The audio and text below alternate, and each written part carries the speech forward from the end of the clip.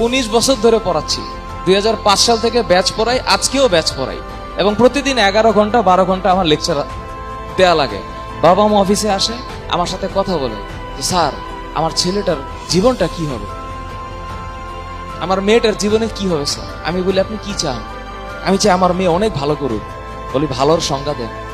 অনেকক্ষণ আটকে গেল, ভালোর সংজ্ঞা কি? খালি গোল্ডেন জিপিএ 5 পাওয়া মানে কি ভালোর সংজ্ঞা? তো আমি তো এমন অনেক ছেলেকে দেখছি, ছেলে গোল্ডেন জিপিএ 5 পেয়েছে, বাসার বাজার করতে পারে না, সাইকেল চালাইতে পারে না, সাঁতার জানে না, বাসায় কোনো গেস্ট আসলে ঘরের কোণার মধ্যে লুকে থাকে, কখন জিজ্ঞেস করবে না কি অবস্থা, কি বলবে না বলবে। বাসায় কোনো ইমার্জেন্সি আসলে সে সাহস করে সামনে দাঁড়াইতে পারে না। তাহলে কি এই গোল্ডেন জিপিএ দিয়ে জীবনে কিছু হবে? So what's the matter? মানে কেন শুধুই গোল্ডেন জিপিএ 5 লাগবে?